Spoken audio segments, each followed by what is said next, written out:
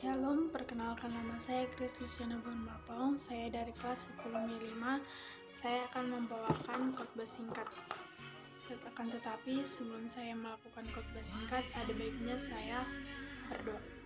Berdoa dimulai. Tuhan, puji syukur kami panjatkan kehadirat-Mu, karena berkat dan ridho-Mu, maka kami sehat walafiat hingga saat ini. Tuhan, sebentar kami ingin melakukan khotbah singkat. Kiranya Engkau berikanlah akal budi sehat, supaya kami dapat tekun mengikuti perintah-perintah yang di Alkitab-Mu ini, Tuhan. Terpuji termulia nama-Mu, Tuhan, sekarang esok kekal sampai selama-lamanya. Amin. Baiklah, renungan saya pada hari ini tertulis pada Amsal 10 ayat 31 sampai 32 yang berisi tentang mulut orang benar akan mengeluarkan hikmat, tetapi lidah bercabang akan berkarat. Dan di ayat 32 yang tertulis, bibir orang benar tahu akan hal yang menyenangkan, tetapi mulut orang fisik hanya tahu tipu muslihat. Ayat renungannya adalah pujian yang tulus yang benar akan mengatakannya dan membangunkan orang yang menerimanya. Semua orang suka dan ingin menerima pujian, tetapi tidak banyak orang yang suka memberi pujian. Karena pada dasarnya manusia lebih suka berpikir akan kebaikan dan kehebatan dirinya sendiri, dan senang dengan kejelekan orang lain. Ia merasa lebih ingin berharga dari orang lain. Ia merasa berpikir bahwa berharga itu berarti lebih baik dari orang lain, sehingga tanpa disadari mereka suka menjelek-jelekkan orang lain untuk menaikkan harga dirinya sendiri agar lebih naik. Padahal akan selalu ada yang lebih baik daripada kita. Untuk itu kita harus selalu merendahkan diri.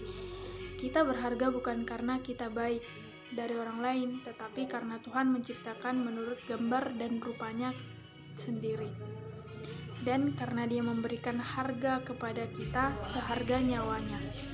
Tuhan Yesus sendiri yang telah dibuktikannya dengan rela mati buat kita, dan di luar Kristus kita tidak punya harga sama sekali.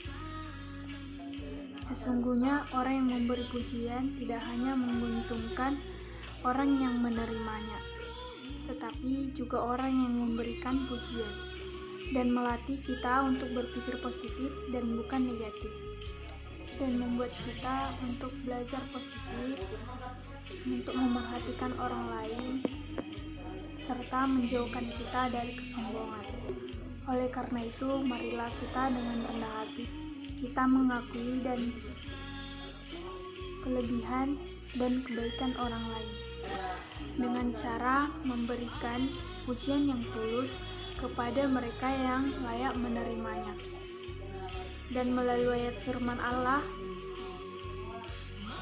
tersebut kita mendapati bahwa dalam banyak bicara, misalnya dalam pelanggaran, bahwa orang yang banyak bicara pasti mempunyai kesalahan.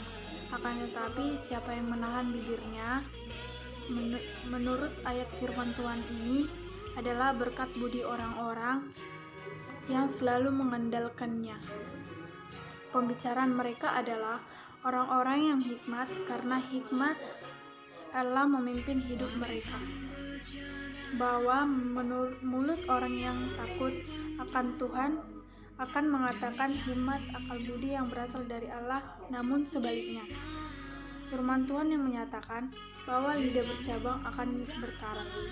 Bahwasannya bibir orang benar tahu akan hal yang menyenangkan hati Tuhan, tetapi mulut orang fisik hanya penuh dengan tipu muslihat dan tipu daya. Pelajaran yang kita petik adalah bahwa barang siapa yang memelihara dan melakukan hikmat Allah yang dari surga, maka kedepannya akan diberikan hidup yang panjang umurnya dan sehat selalu.